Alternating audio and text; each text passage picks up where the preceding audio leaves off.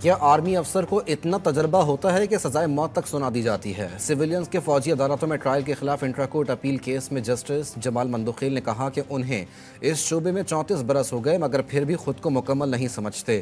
Justice مسرت ہلالی نے کہا کہ ان کی معلومات کے مطابق کیس کوئی اور سنتا ہے اور سزا اور جزا کا فیصلہ کمانڈنگ افسر کرتا ہے۔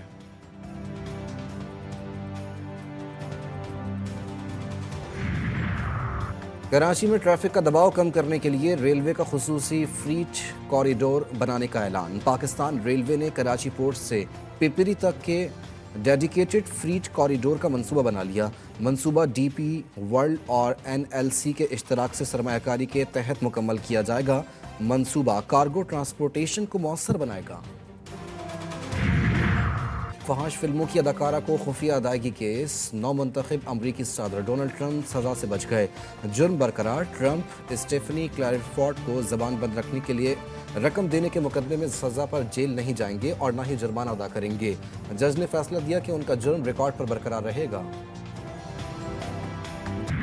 ملکی معیشت کا پہیہ جام کرنے کا نعرہ لگانے والوں کے دعوے دھرے کے دھرے۔ وزیر اعظم شہباز شریف کی ترسیلات زر میں ریکارڈ اضافے پر قوم کو مبارکباد۔ کہا دسمبر 2024 تک 3.1 ارب ڈالر ترسیلات زر آئیں جو نومبر 2024 سے 5.6% زیادہ ہیں۔ دسمبر 2023 سے دسمبر 2024 تک ترسیلات زر میں 29.3% کا اضافہ ہوا۔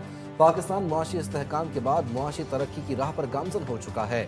حکومت پاکستان ملکی ترقی اور عوامی فلاح و بہبود کے لیے پرعزم ہے۔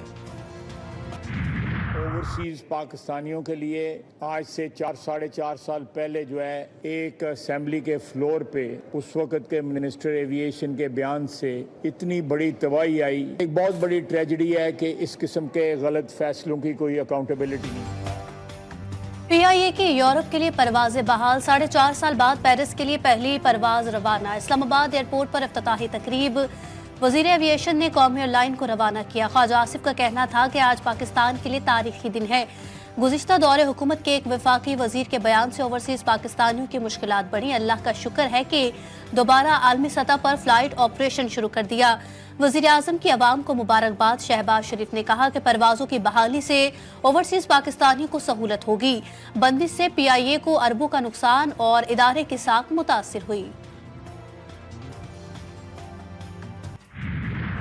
دنیا کی سب سے بڑی سپر پاور جلنے لگی، امریکی تاریخ کی خوفناک آگ، 150 ارب ڈالر کا نقصان، 10 افراد ہلاک۔ کیلیفورنیا کے جنگلات میں بھڑکتی آگ سے ہزاروں مکانات اور عمارتیں راکھ کا ڈھیر۔ لاس اینجلس اور وینٹورا کاؤنٹی کے نزدیک نئی آگ بھڑک اٹھی، 2 لاکھ افراد نقل مکانی کی ہدایت۔ جو بائیڈن کے بیٹے ہالی ووڈ اداکاروں کے گھروں کو شدید نقصان۔ لاس اینجلس میں لگی آگ بجھانے کے لیے قیدی بھی طلب کر لیے گئے۔ قیدیوں کا کہنا ہے کہ یہ جیل میں رہنے سے بہتر ہے۔ موقع پرست بھی سرگرم، لوٹ مار شروع کر دی، 20 افراد گرفتار۔ جب بانی پی ٹی آئی نے باہر آنا ہوا تو فجر کے وقت جیل کا دروازہ کھل جائے گا۔ بانی پی ٹی آئی کی ہمشیرہ علیمہ خان کی اڈیالہ جیل کے باہر میڈیا سے گفتگو، کہا القادری ٹرسٹ کیس میں کیا سزا دینی ہے ان کو پہلے ہی پتا ہے۔ بانی پی ٹی آئی کا 250 بچوں کو مفت تعلیم دینا کیا جرم ہے؟ ساری دنیا کو پتا چلے کہ یہ کتنا بڑا مذاق ہے تو اس کیس میں کیسے جیل میں رکھ سکتے ہیں؟ مزید کہا بانی نے بتایا کہ مذاکراتی کمیٹی سے ملاقات پر جیل حکام نے صبح ہی منع کر دیا تھا۔ پارٹی صرف بانی کے ساتھ ہے، کسی کے قبضے میں نہیں۔